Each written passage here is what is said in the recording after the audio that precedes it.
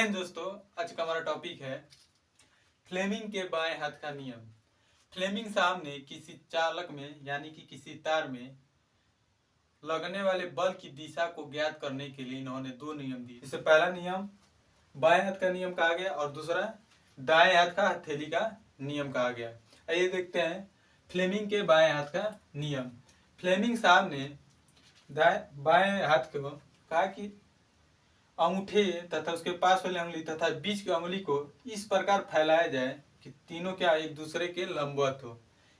एक दूसरे क्या हो, लंबवत हो। देखिए कुछ इस प्रकार से होना चाहिए। आइए देखिए डायग्राम के रूप में देखिए यहाँ पे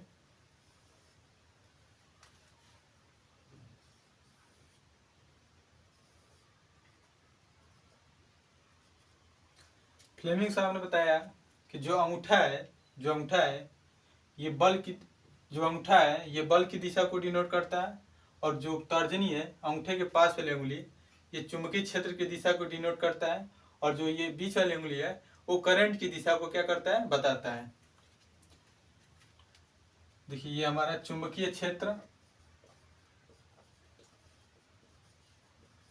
क्षेत्र की दिशा को बताता है। क्षेत्र इसे बी से डिनोट करते हैं और ये धारा की दिशा को बताता है, इसे हम किसे आई से डिनोट करते हैं। और ये हमारी बल की दिशा को क्या करता है, डिनोट करता है, दिखाता है, जिसे हम एफ से डिनोट करते हैं। इन्होंने बताया कि इन तीनों के बीच क्या होना चाहिए, 90 डिग्री का कोण होना चाहिए। ये तीनों क्या होना चाहिए, एक दूसरे के लंबवत होना चाहिए। एक दूसरे क्या होना चाहिए, लंबवत होना चाहिए। एक दूसरे क्या होना चाहिए, लंबवत होना चाहिए। तीनों उंगली अंगूठा तथा तर्जनी तथा बीच की उंगली कुछ इस प्रकार फैलाएं क्या तीनों एक दूसरे के लंबवत हो। जहाँ बीच की उंगली करंट की दिशा को तथा पास वाली उंगली चुंबकीय क्षेत्र की दिशा को डिनोट करती है, तो अंगूठा क्या करता है, बल की दिशा को दिखाता है। यहाँ पे एग्जांपल देखिए, यहाँ पे एक तार है जिसकी करंट की डायरेक्शन हमारी कुछ इस प्रकार से है, ऊपर की तरफ, और इसका हमका बल की दिशा ज्ञात करना है। इस करंट के द्वारा लगने इस पे धारा के तार पे बल की दिशा ज्ञात करना है। देखिए हमारी जो बीच वाली उंगली है वो क्या है, धारा की दिशा को डिनोट करती है। तो हम कुछ इस प्रकार से लगाएंगे तो हमारा करंट ऊपर की तरफ जा रहा है तो इधर ऊपर की तरफ कर देंगे। और ये हमारी क्या करती है, ये जो हमारी उंगली है चुंबकीय क्षेत्र की दिशा को देखिए यहाँ पे कुछ इस प्रकार से डिनोट कर रहा है। तो हमारी जो चुंबकीय क्षेत्र की दिशा हो जाएगी बी, इधर हो जाएगी, और जो बल लगेगा वो अंदर की तरफ लगेगा। किधर, अंदर की तरफ जो बल लग रहा है यहाँ पे देखिए, बल जो क्या हो रहा है, अंदर की तरफ लग रहा है। बल जो है अंदर की तरफ लग रहा है।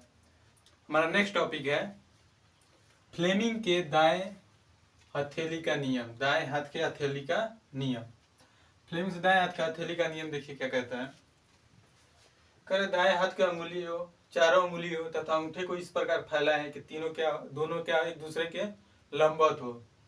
तो अंगूठा क्या करता है, धारा की दिशा को डिनोट करता है तथा उंगलियां चुंबकीय क्षेत्र की दिशा को डिनोट करती है तथा हथेली बल की दिशा को डिनोट करती है।